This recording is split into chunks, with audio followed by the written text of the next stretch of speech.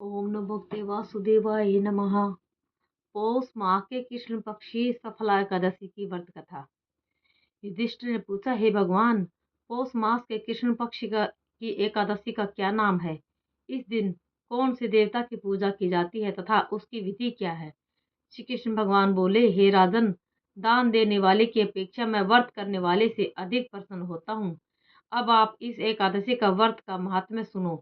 पौष माह के कृष्ण पक्ष एकादशी का नाम सफला एकादशी है। इस एकादशी के देवता नारायण हैं। इसका पूर्वोक्त विधि अनुसार व्रत करना चाहिए और नारायण जी की पूजा करनी चाहिए। जो मनुष्य एकादशी व्रत तथा मेरा पूजन करते हैं वे धन्य हैं। सफला नाम की एकादशी में मुझे ऋतु के अनुकूल फल अर्पण करें, अर्थात नारियल, नींबू, अनार, सुपारी आदि और धूप, दीप, पुष्प आदि से मेरा 16 श्रृंगार से पूजा करें। इस दिन दीपदान तथा रात्रि को जागरण करना चाहिए। इस एकादशी व्रत के समान यज्ञ, तीर्थ तथा दूसरा कोई भी व्रत नहीं है। मनुष्य को 5000 वर्ष तपस्या करने से जो पुण्य मिलता है वह पुण्य भक्ति पूर्वक रात्रि जागरण सहित सफला एकादशी के व्रत करने से प्राप्त होता है। हे राजन, अब आप सफला एकादशी की कथा सुनिए। चंपावती नगरी में एक महिष्मती नामक राजा राज्य करता था। उसके 5 पुत्र थे। इन पुत्रों में सबसे बड़ा वह सदैव पाप कर्म में लगा रहता था, पर स्त्री गमन में अपने पिता का धन नष्ट किया करता था। वह देवता, ब्राह्मण, वैष्णव आदि की निंदा किया करता था। जब पिता को अपने बड़े पुत्र के बारे में समाचार ज्ञात हुआ तब उन्होंने उसका नाम लुम्बक रख दिया और उसको अपने राज्य से निकाल दिया। जब लुम्बक सबके द्वारा त्याग दिया गया तब मैं विचारने लगा कि अब मैं क्या करूं, कहाँ जाऊं। अंत में वह दिन में वन में रहने लगा और रात को अपने पिता की नगरी में चोरी तथा अन्य कुकर्म करने लगा। जिस वन में वह रहता था वह भगवान को अत्यंत प्रिय था। उस वन में एक बहुत पुराना पीपल का वृक्ष सब देवताओं का क्रीड़ा स्थल था। इसी वृक्ष के नीचे लुम्बक रहता था। कुछ दिनों के पश्चात पौष माह के कृष्ण पक्ष की दशमी के दिन वह वस्त्रहीन होने के कारण शीत से मूर्छित हो गया। वह रात्रि को सो न सका। उसके हाथ पैर ठंडे पड़ गए, अकड़ गए। उसका दिन और वह रात्रि बड़ी कठिनाई से बीती। सूर्य नारायण के उदय होने पर भी उसकी मूर्छा नहीं गई। सफला एकादशी के मध्याह्न तक वह दुराचारी मूर्छित ही पड़ा रहा।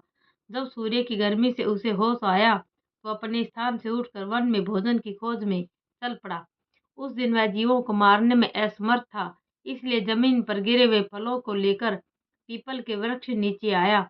जब सूर्य भगवान अस्ताचल को प्रस्थान कर गए तब वह पीपल की जड़ के पास फलों को रख कर कहने लगा, हे भगवान, इन फलों से आप तृप्त हो। ऐसा कहकर वह रोने लगा और रात्रि को उसे नींद न आई। इस महापापी के व्रत तथा रात्रि जागरण से भगवान अति प्रसन्न हुए और उसके समस्त पाप नष्ट हो गए। प्रातः ही एक दिव्य घोड़ा अनेकों सुंदर वस्तुओं से सदा उसके सामने खड़ा हो गया और आकाशवाणी हुई, हे राजपुत्र, भगवान नारायण के प्रभाव से तेरे समस्त पाप नष्ट हो गए हैं। अब तू अपने पिता के पास जाकर राज्य प्राप्त कर। लुम्बक ने जब ऐसी आकाशवाणी सुनी तो वह अत्यंत प्रसन्न हुआ और बोला, हे भगवान, आपकी जय हो। वह सुंदर वस्त्रों को धारण कर अपने पिता के पास गया। उसने अपने पिता को संपूर्ण कथा कह सुनाई। पिता ने उसे अपना राज्यभार सौंप दिया। अब लुम्बक राज्यानुसार शास्त्रानुसार राज्य करने लगा। उसकी पत्नी, पुत्र आदि भी परम भक्त बन गए। वृद्धावस्था आने पर वह अपने पुत्र को गद्दी दे भगवान का भजन करने के लिए वन में चला गया और अंत में विष्णु लोक को गया। भक्ति पूर्वक जो मनुष्य सफला एकादशी का व्रत करते हैं वे अंत में मुक्ति को पाते हैं।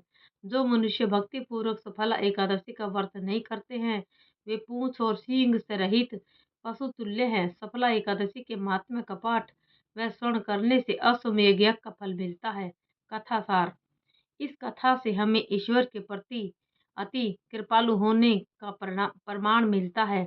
यदि कोई प्राणी अनजाने में भी ईश्वर का स्मरण करे तो उसे पूरा फल मिलता है। यदि प्राणी सच्चे हृदय से अपने अपराधों की क्षमा मांगे तो ईश्वर उसके बड़े से बड़े अपराधों को भी क्षमा कर देते हैं। लुम्पक जैसा महापापी भी भगवान नारायण की कृपा से वैकुंठ का अधिकारी बना। ओम नमो भगवते वासुदेवाय नमः।